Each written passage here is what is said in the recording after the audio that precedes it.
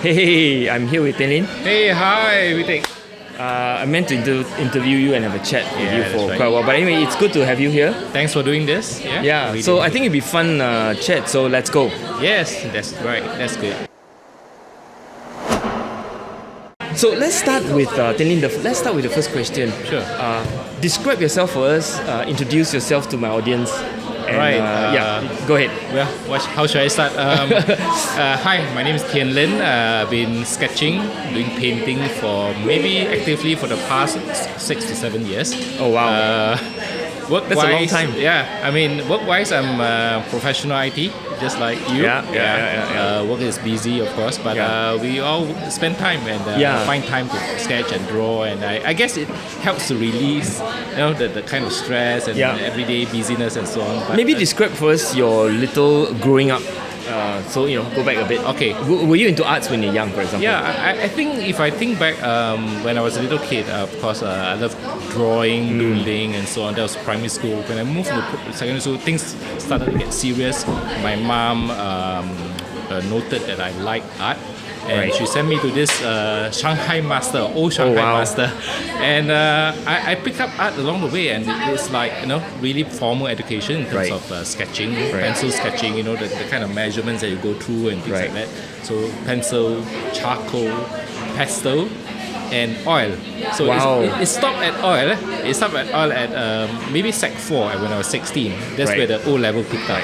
So that's where I went to, and I think the foundation did give me quite a good sound foundation in art. But beyond that, I didn't pick up any further. Despite the fact that in O levels I did art, I was a science student. I was a pure science. I love science. I like maths as well, but I love art as well. So I told my teacher, "Hey, you must get me into O levels art," and I did that. And you did. And I did. Okay. But unfortunately, it stopped there. JC was crazy. Yes. I don't know about you, but yeah. JC was crazy, and from then on it was just studies, work, and so on. I understand. Yeah. So there was an interest in art, but you went into a science stream. You became an IT guy. Yeah, that's right. That's how. But that's how. But life that is, was another twist as well. I didn't study IT. Right. I was doing accountancy. Okay, close enough. Close enough. You deal with data, right? Financial and data. So I'm the kind of person that do not like to take the well-trodden path. I like to do something special. So when I graduate from NTU with accountancy, they say I'm not going to count beans. I'm going to go into IT, and that's where I am. But it's an exciting career, I'm sure, right? Yes, okay, we're not going to talk that much. We're going to talk about art. No more work. All right. So thanks for the intro. Maybe we'll start with the first thing. So from a current state, or maybe your journey, right? What are the materials that holds you? Like, are you into watercolor, oil today, or tell us a little bit about the material you use? Okay, I think when I started again in 2015, that's been 8 years, huh? 8 years, that's right. It was quite accidental actually. I was at Straits Arts trying to buy some material, trying to trigger this, reignite this fire in me. That was a difficult thing. I met some urban sketchers. We didn't know that it was urban sketchers. They were just outside sketching. There was a symposium happening. I didn't know there was a symposium. I saw so many people sketching there. I was like, wow, what are these guys doing and so on. And they seem to be able to get the scene, the look of it onto the paper really quick. And I saw that they were using pen, ink. They were using watercolor. They said, hey, I must do this. So subsequently, I met up with Tia. I met up with Francis through a friend of mine, and I think they both inspired me. And I haven't seen their work. I think if coming back to the medium again, it would be ink and watercolors as my primary medium. Right. So ink, watercolor. Yes, that's right. Of course, shout out to Madam Tia, founder of Urban Sketchers Singapore. Way to go, man. And of course, I was there at the symposium. That's right. And I think those days it was actually still nascent, as in like it's still the beginning of it. But now, of course, it's just a lot of people. It's big group. But coming back to the material, so what about paper? Any specific preference, or you're kind of open to? I'm a bit particular about paper, because paper at the end of the day it holds the medium, the ink in place, the watercolor in place. So I would like to go for, as much as I can, I go for 100% cotton. Okay. Otherwise it'll be a blend. It'll be 300 grams. Right. No, heavy paper. Nothing lesser than that. But of course, I do make adjustments if I need to. If there's other materials that's available. Okay, and what about your studio? Do you have a studio at home, or you kind of sketch anywhere? I just sketch anywhere. I wish I have a studio. I that's a would want to luxury do it, right? in Singapore. That's right. Yeah. Okay, good. So material, and the next one is I like to talk about because I talk about material, membership, mind, motivation, right? So it's AEIOU. M start with M. The second one is membership. So who are your kakis? Well, I don't really have too much of a kaki. I think work to us is really a lot and so on. But of course, yeah, and I have the same problem. Yeah, we have the same problem. In fact, both of us are from the same industry, nearly the same company. Nearly. Yeah. All right, but anyway, I sketch in small groups. Right. There's a few regulars and so on. Urban sketchers, there's some friends there. Yeah. Smaller urban sketcher group. Singapore sketchers. Singapore sketches, the other that's one. right. Yeah. So Weekend sketches, do you still go or not? Weekend sketches, yes, we try our best.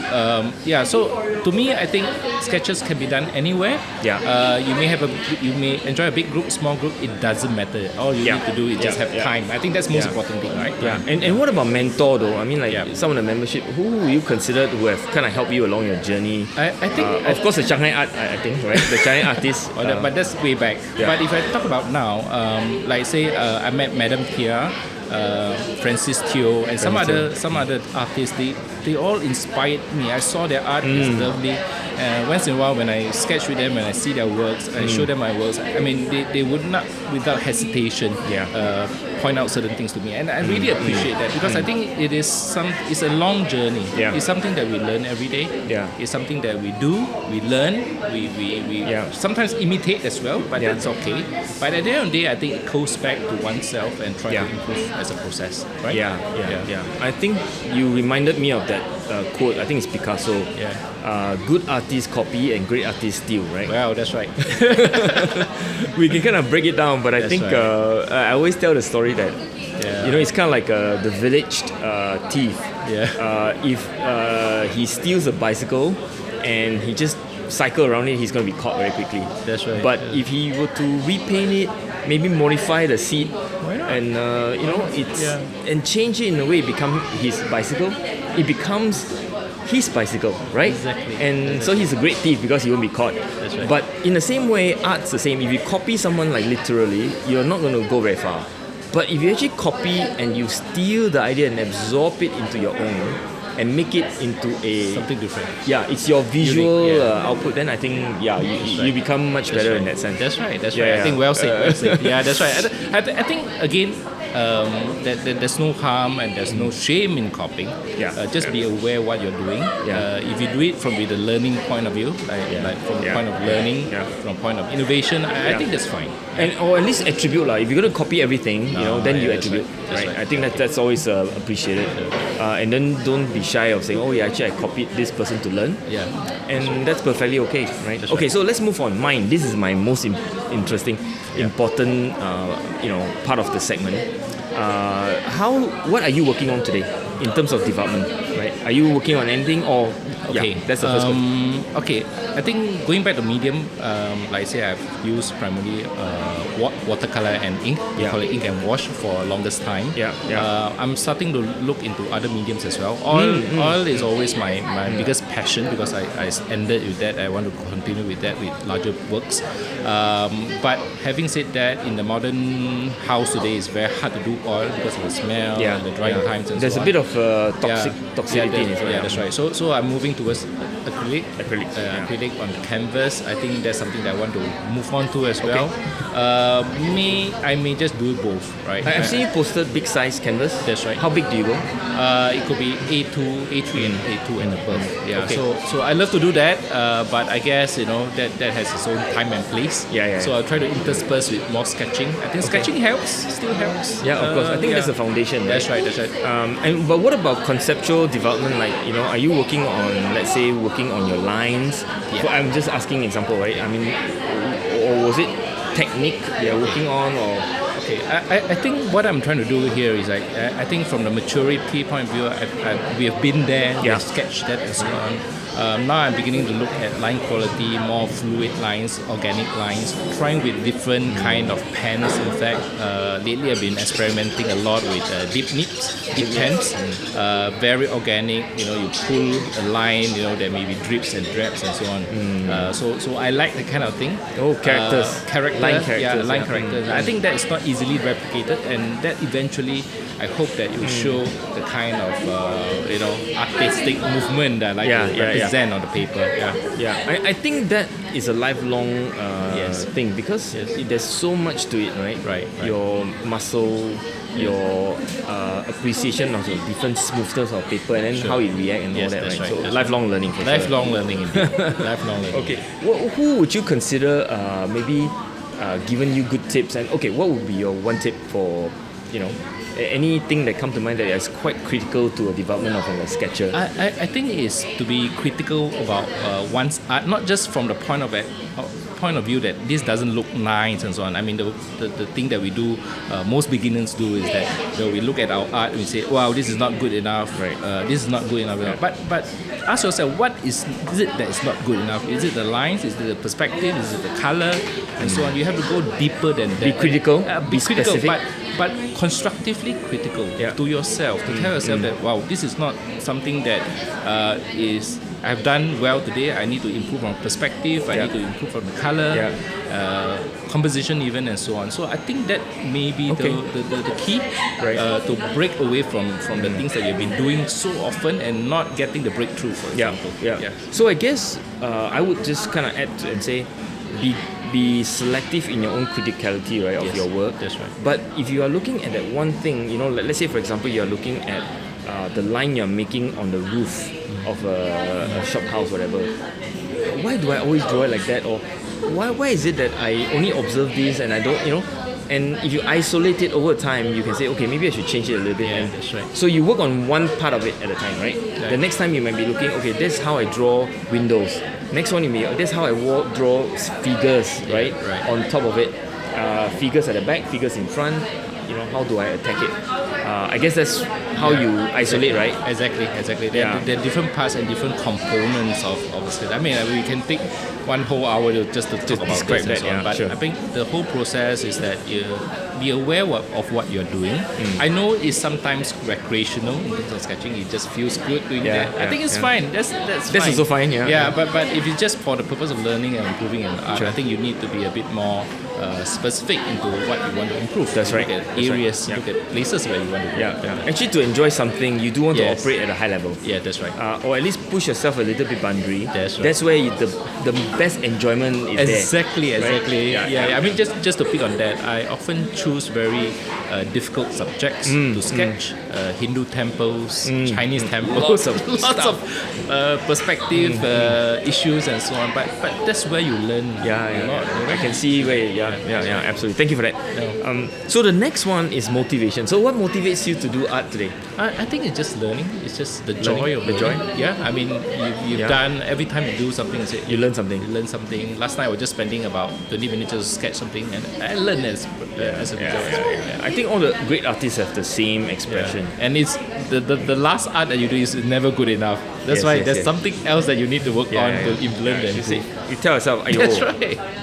But be critical, but also don't be too critical. That's right. Don't beat yourself to death. Don't beat yourself. Right? So I think for me it's therapeutic. So to me, motivation is also partly to balance the stress, right, of our work. Oh yeah, that for Tell sure. me about it. So I kind of say, I need my art now, my art therapy. Yeah, that's right. Okay, so that's motivation. And what about the last bit, which is muscle? And muscle is about your daily development of your art muscles, right? And I like to see what do you do daily, weekly, monthly, yearly. It's some kind of routine. Okay. I think it is very important that we have some kind of consistency in terms of what we do. Art is no different.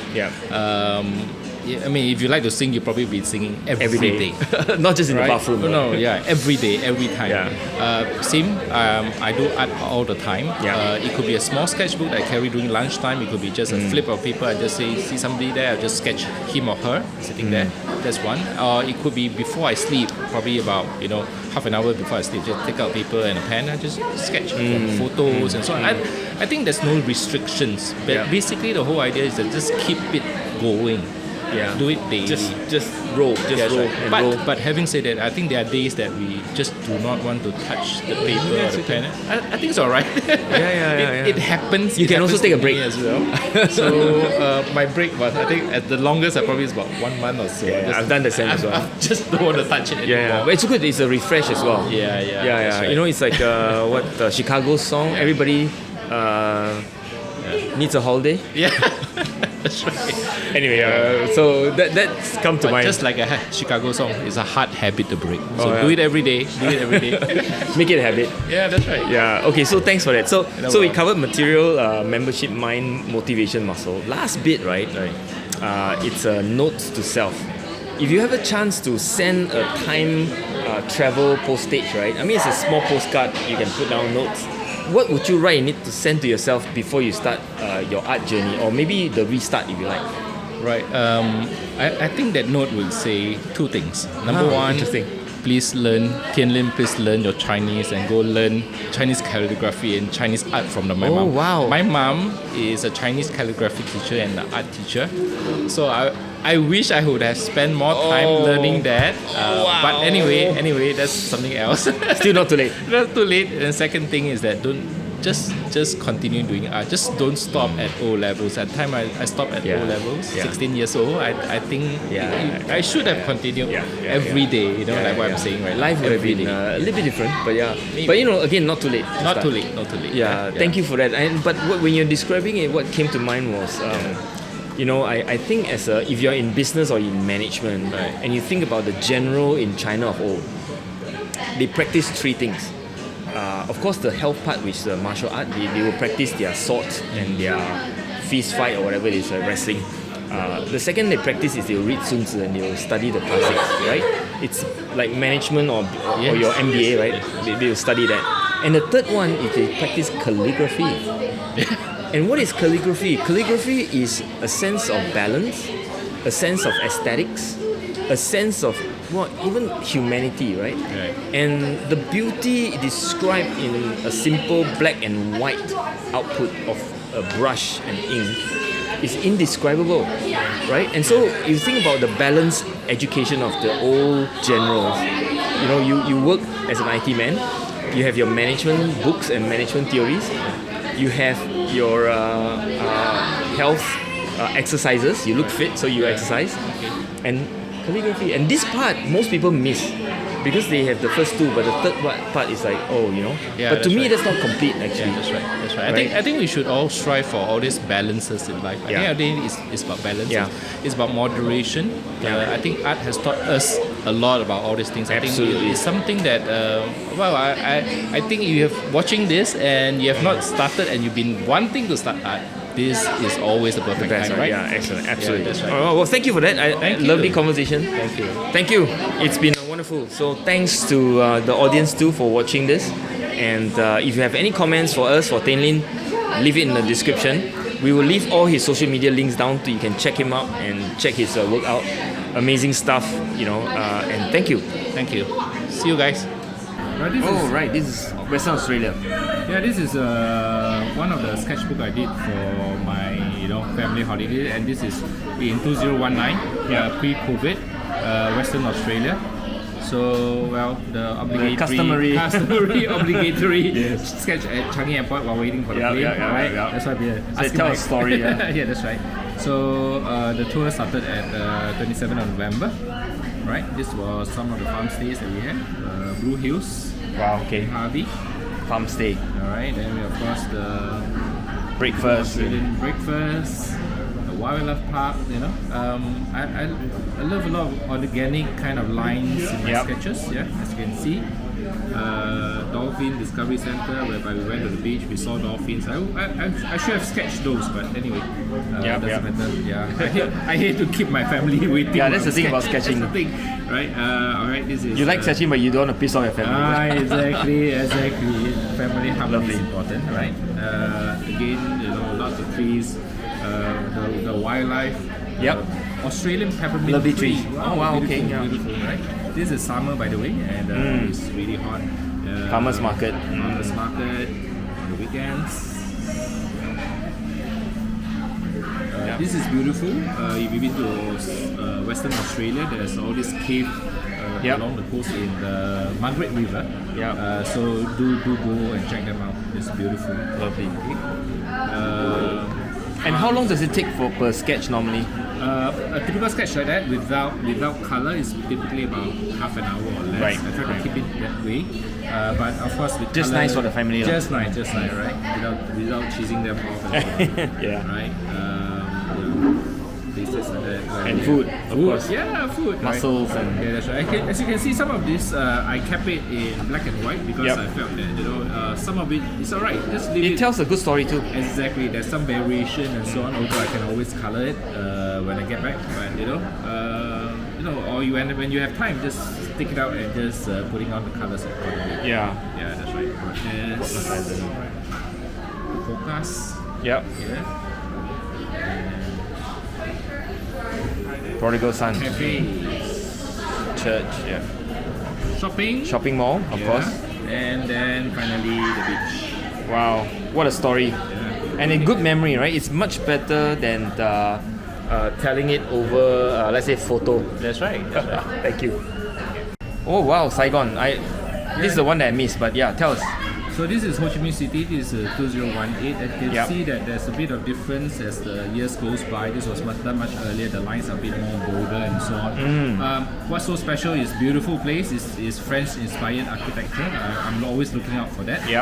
But the key thing is this. There's a postage stamp here. This is a post office. This is a post office. Wow. So I said that after I sketch this, I must go get a postage, get them stamped. And amazing. So it's beautiful. Do things like that. I think it's a bit more interesting. This is much more memorable than a photo from your iPhone. That's right. Yeah. Well, thank you for that. Thanks for sharing. Thank you. Alright, so we're going to look at Thain Lin's material, right? Colors, palette, not water palette, cup, diatramentis, right? Brushes and pen. Alright, come, tell us a little bit. Right, about your gear. Let's start with pens. This is my all-time favorite. It's a Chinese what we call pen nib or fude pen. This is by Hero. Yes, Chinese maker Hero. MT958 is it? 958, 978 or 958. Yeah, I don't know. It's out of production, but anyway, this is beautiful. I bought about 6 of them. I spoiled about 4, so I left with 2. So these are precious ones. All right, this is my all-time favorite, and of course, there's other kind of pens as well, fountain pens, all loaded with this thing called the Atramentis ink, which is basically this document ink. If you can see here, the document is basically waterproof, and that's most important. If you do not want your lines to be messy, when you put it on the wash, it's important that you use waterproof ink. Right, of course, there's brushes, travel brushes, from Escoda. Right? Beautiful brushes. Beautiful brushes. All excellent. Them. This is beautiful. This is from Amazon. Wow, this looks very high end. Oh, that's right. $3, I guess. Yeah.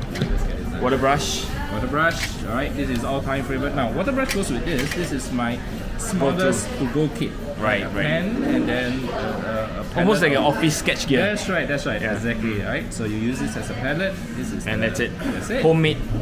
Right. And this is from Marks and Spencer's. Right. Shout out to Marks and Spencer's. Yeah, that's right. Okay. And of course, this is my full travel kit. Right. All the colors here. I don't use all of them, but just since there's space, might as well just bring some of them along. Excellent. Yeah, as you can see, some of them are not even used at all. But but it's okay. It's part of your arsenal. And it's compact enough to go in any bag. Right. Thank you very much for sharing your gears. Thank you.